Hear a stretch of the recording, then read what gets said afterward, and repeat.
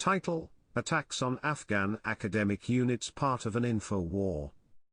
By Hanan Habibzai. Date: the 3rd of November 2020.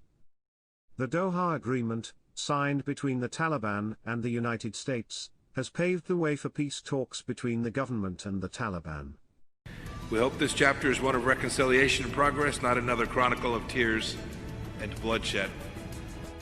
Hailed as a historic opportunity that cannot be wasted, Afghanistan's government meets the Taliban for the first time to negotiate an end to 19 years of war.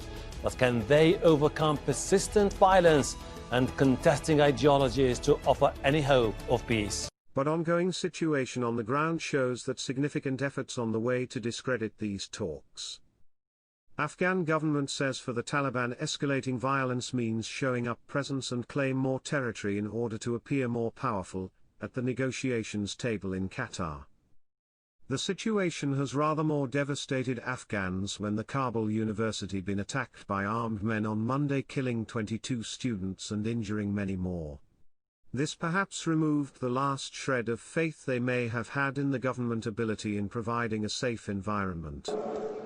د دې څخه مخکې چې سبا سهار په کابل پوهنتون کې کومه پیښه ترسره کیږي، په همدغه شپه باندې د امنیت ځواکونه راغلي دي، د کابل شاوخوا پوهنتون کې تلاشي ترسره کړې ده او دلته اوسېدلي دي. سهار چې استادان راځي په دغه ورځ باندې ټانګونه ولاړ دي د کابل پوهنتون مخ ته او د دوی څخه دغه کسان چې نوي راغلي دي دلته د تلاشي او د دې پوښتنه کوي چې څوک یې. اگر نمیتونن واقعا که امنیت ما را تامین کنن، اجازه بدن خود ما دست به کار شیم. ما که یک روز کارت نیست پیش ما تصادفی، ما را اجازه داخل شدن نمیتونه.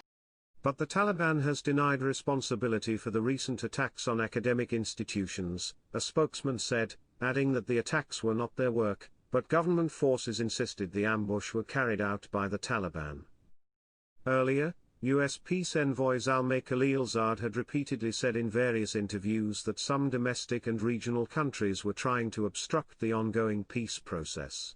کسایی هستن همه قدر میگم که همین شرایط فعلی را ترجیح میدن به صلح با طالب، مثلا در سطح کشور در داخل افغانستان اول، و بعضی ها هستن که پای امریکا را میخواهند یک جنگ نگاه کنن که امریکا قیمت بپردازه، و بعضی ها هستن که رقابت های منطقوی خود در افغانستان بازی میکنن که کشورام است. In June this year, the American newspaper The Daily Beast published a lengthy report on the allegations of how the challenges to peace is created within the country's security sector. A report in the Daily Beast showed a video of two men being held captive by the Taliban with their eyes closed. The two men have accused Afghan security sources of collaborating with ISIS, a claim denied by Afghan security officials. But in recent days, ISIS has claimed responsibility for a series of attacks on several educational institutions, including that on Kabul University. The attacks on private educational institutions were carried out against Shiites minority who holds direct Iranian support. The Taliban have rather good relations with Iran, and the Taliban's Doha delegation has visited Tehran once. Earlier this week, Pakistani Prime Minister Imran Khan slammed what he called the next Afghan government not to allow India to use Afghanistan against his country. The United States says the Doha peace process has been begun with Pakistan's direct support. Gulbuddin Hekmatyar, the leader of the Islamic Party of Afghanistan, who has spent most of his life in the guerrilla warfare and is an experienced military expert, has previously warned that India is trying to infiltrate private militias in Afghanistan through a number of networks to keep the war going in the country. متاسفانه هند و ایران هم میخوان مانع صلح شود، میخوان این جنگ ادامه کنه.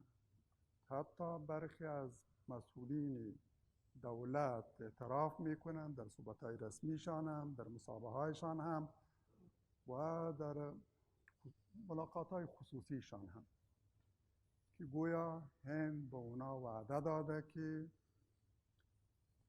حکومت را در ساختن ملیشه‌ها هم از ناحیه نظامی و تجهیزات و وسایل کمک میکنه و هم از ناحیه تمویل.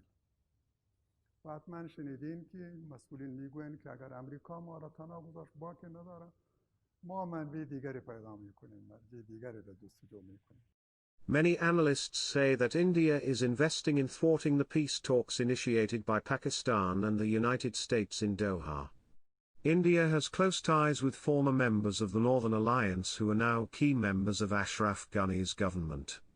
Some say that if the ongoing peace talks delay due to the continuing violence, the Ashraf government will have a chance to complete its 5-year term. Some others say, if not, the country's major cities could become battlegrounds.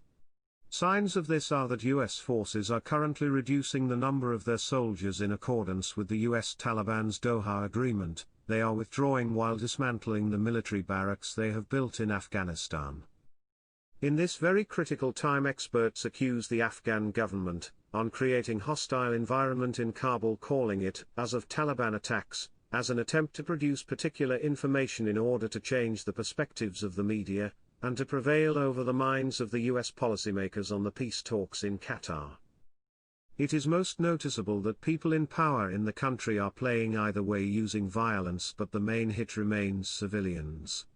The situation makes Afghanistan less attractive around the world. International sympathy for Afghanistan is decreasing due to the continuing violence. The last 20 years have not focused on building the country's infrastructure as an outcome for the country's future. The focus of the international and domestic forces and the media is on the war. Consequently, destructive military and guerrilla attacks continue.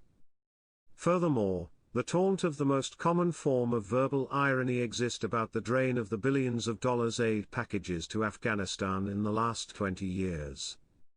Experts say widespread corruption in the government has led to a shift in private pockets or a focus on the military. In response, the Taliban again become stronger. There are concerns, however, that if the peace process is not properly exploited, the devastating consequences of bullets and bombs could make it more difficult for Afghanistan to recover.